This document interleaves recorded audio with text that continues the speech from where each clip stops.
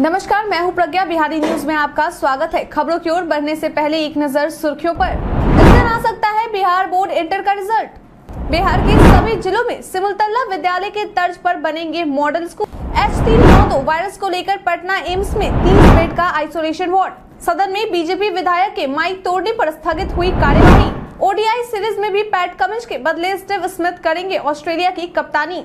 इसके साथ ही बढ़ते हैं शाम तक की बड़ी खबरों की ओर विस्तार से। इस दिन आ सकता है बिहार बोर्ड इंटर का रिजल्ट। आज से यानी कि 14 मार्च से बिहार इंटरमीडिएट के टॉपर के लिए वेरिफिकेशन की शुरुआत हो गई है, जिसे लगभग 16 मार्च तक पूरा कर लिए जाने की संभावना है। वहीं अगर बिहार बोर्ड इंटर के रिजल्ट की बात करें तो 18 मार्च को रिजल्ट जारी होने की उम्मीद है। बता दें कि इसके लिए बिहार बोर्ड की ओर से तैयारियां शुरू कर दी गई है। सभी छात्र जो इंटर का रिजल्ट देखना चाहते हैं वे बिहार बोर्ड की आधिकारिक वेबसाइट biharboardonline.bihargovernment.in पर जाकर अपना रिजल्ट देख सकते हैं। बता दें कि जिनमें टॉप 10 टॉपर्स का तीनों स्ट्रीम से सिलेक्शन किया जाएगा, उन्हें वेरीफाई करने के लिए एक्सपर्ट कमेटी के सामने साक्षात्कार के लिए कॉल किया जाएगा। बिहार में 3 लाख से अधिक शिक्षक पदों पर होगी नियुक्ति। बीते दिन यानी कि सोमवार को शिक्षा मंत्री प्रोफेसर चंद्रशेखर के द्वारा विधानसभा में यह ऐलान कर बता दिया गया है कि बिहार में शिक्षा विभाग की ओर से सत्र 2022-23 के लिए शिक्षक नियुक्ति के लिए नियोजन का कार्य शुरू कर दिया गया है। बता दें कि इसके लिए बहुत जल्द ही शिक्षा विभाग के द्वारा नोटिफिकेशन भी जारी कर दिया जाएगा। मालूम हो कि सरकार की ओर से राज्य में माध्यमिक और उच्च माध्यमिक विद्यालयों में करीब 1,30,000 शिक्षक की बहाली की जाएगी। इसके अलावा प्राथमिक विद्यालयों में 80,000, शारीरिक शिक्षक और स्वास्थ्य अनुदेशकों में 9,500, प्राथमिक विद्यालय में प्रधान शिक्षकों के लिए 40,506, उत्क्रमित उच्च माध्यमिक विद्यालयों में करीब 6,000, हेडमास्टर 7,306 कंप्यूटर शिक्षकों की बहाली की जाएगी। और साथ ही सरकार की ओर से उर्दू, फारसी जैसे विषयों के लिए भी शिक्षकों की नियुक्ति की बात कही गई है। बिहार के सभी जिलों में सिमुलतला विद्यालय के तर्ज पर बनेंगे मॉडल स्कूल। बीते दिन बिहार विधानसभा सत्र में बिहार के शिक्षा मंत्री प्रोफेसर चंद्रशेखर के द्वारा कहा गया है कि बिहार के सभी जिलों में सिमुलतला विद्यालय के तर्ज पर मॉडल स्कूलों का निर्माण करवाया जाएगा। इसके अलावा प्रत्येक जिले के अच्छे उच्च माध्यमिक विद्यालयों में से 85 उच्च माध्यमिक विद्यालयों को, जिनका चयन बिहार शिक्षा परियोजना और AN Sinha institute of social study के द्वारा संयुक्त रूप से किया जाएगा, उन्हें भी मॉडल आवासीय विद्यालय के रूप में विकसित किया जाएगा। उन्होंने बताया कि इस कार्य योजना को नेत्राहट के अनुभवी और सिमुलतला विद्यालय के स्थापना काल से जुड़े शिक्षाविदों की सलाह के अनुसार किया जाएगा। उन्होंने बताया कि राज्य के सभी प्राइवेट विद्यालयों को RTI एक्ट के तहत जोड़ा जाएगा। साइबर ठगों ने यूट्यूब का लिंक भेज खाते से उड़ाए 3 लाख रुपए। इन दिनों साइबर ठगों के द्वारा नई तरीके से ठगी के काम को अंजाम दिया जा रहा है। बता दें कि ताजा मामला बिहार की राजधानी पटना के पीर बहोर इलाके का है, जहां एक युवक से साइबर ठगों के द्वारा यूट्यूब का लिंक भेजकर युवक के बैंक खाते से 3 लाख रुपए उड़ा लिए गए।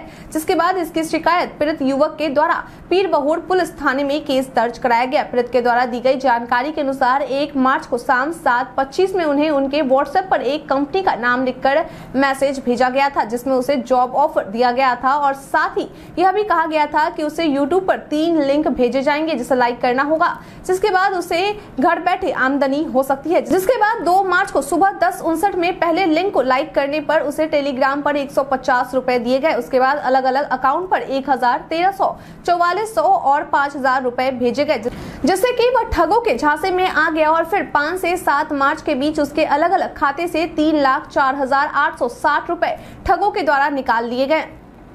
बिहार के पुलिसकर्मी बिना ब्याज के इतने रुपए तक ले सकते हैं लोन।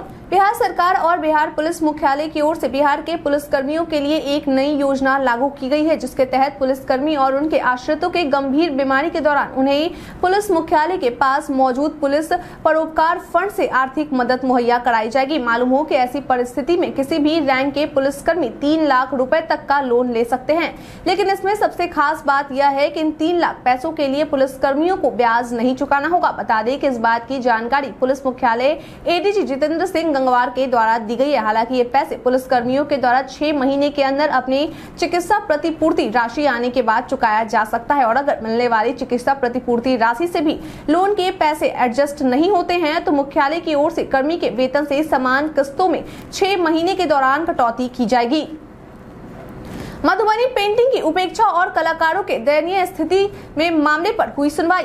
बीते दिन यानी कि सोमवार को पटना हाईकोर्ट के ACJ जस्टिस CS सिंह की खंडपीठ के द्वारा राज्य की प्रसिद्ध और प्रतिष्ठित मधुबनी पेंटिंग की सरकारी उपेक्षा और कलाकारों की दयनीय अवस्था को लेकर आत्मबोध की जनहित याचिका पर सुनवाई की गई। बता दें कि इस दौरान कोर्ट के द्वारा कला व संस्कृति सचिव व उद्योग के निर्देशक को पटना एयरपोर्ट परिसर में बने मधुबनी पेंटिंग का निरीक्षण का कोर्ट में रिपोर्ट पेश करने का निर्देश दिया गया।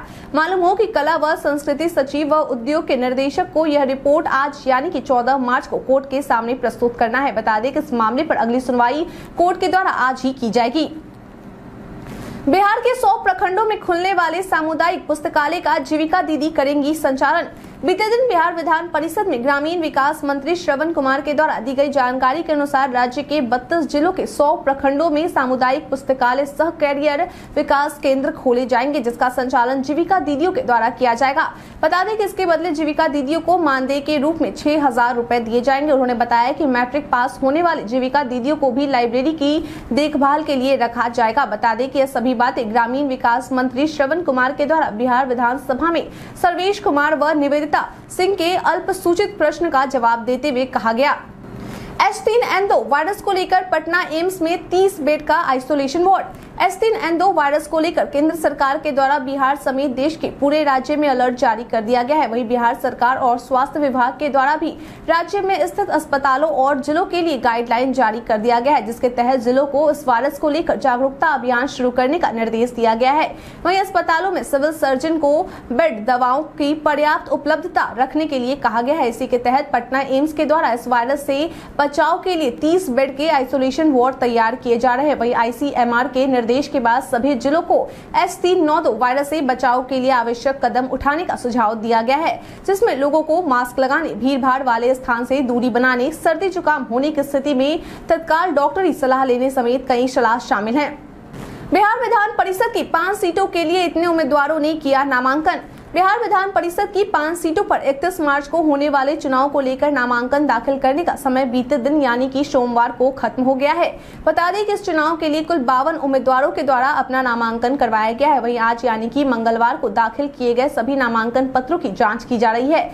आपकी जानकारी के लिए बता दें कि जिन भी 52 उम्मीदवारों के द्वारा नामांकन किया गया है उनमें गया स्नातक क्षेत्र से 8, गया शिक्षक से 13, सारण स्नातक से 11, सारण शिक्षक से 12 और कोसी शिक्षक निर्वाचन क्षेत्र से 8 प्रत्याशियों के द्वारा नामांकन किया गया है। मालूम हो कि इस चुनाव से नाम वापस लेने की तारीख 16 मार्च तक निर्धारित की गई है। वहीं 31 मार्च को मतदान कराया जाएगा और 5 अप्रैल को वोटों की गिनती की जाएगी।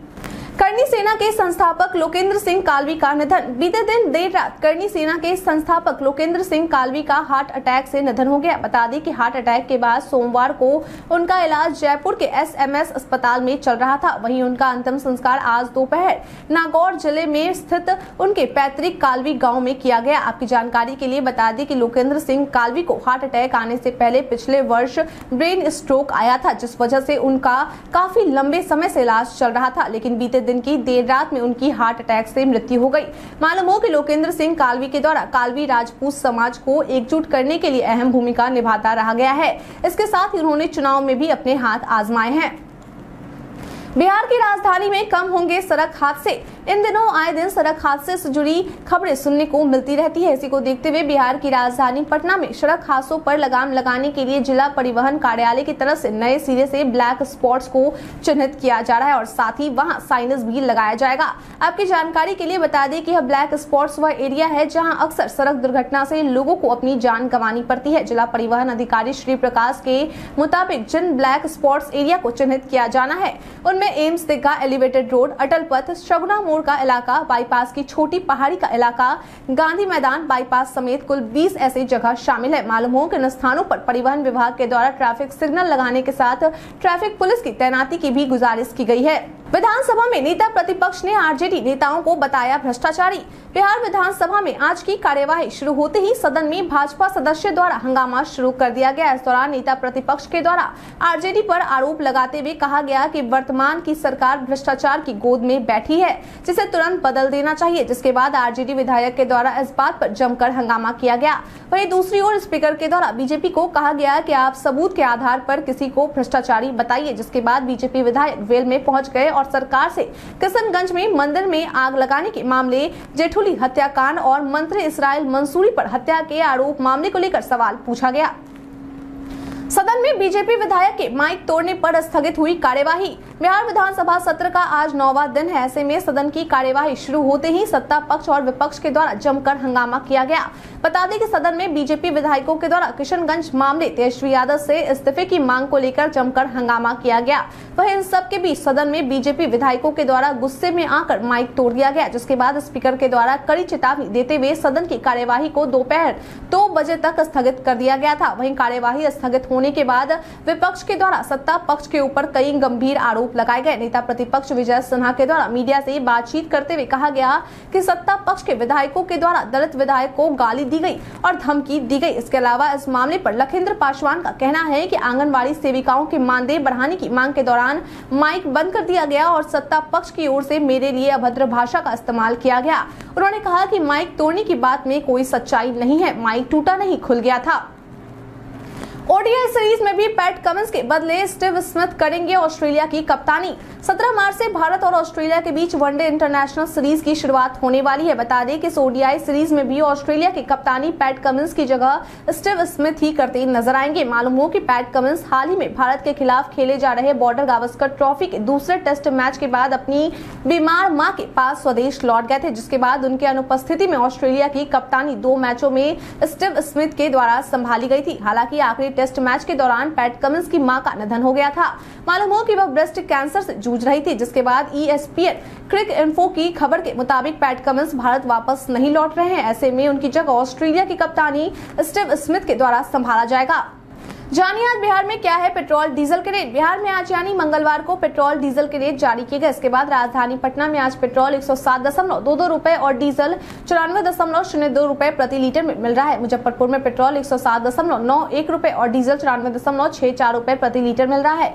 वहीं पूर्णिया में पेट्रोल की कीमत 108.72 रुपए और डीजल 95.40 रुपए प्रति लीटर है। भागलपुर में पेट्रोल की कीमत 108.26 रुपए और डीजल की कीमत 94.97 रुपए प्रति लीटर निर्धारित की गई है।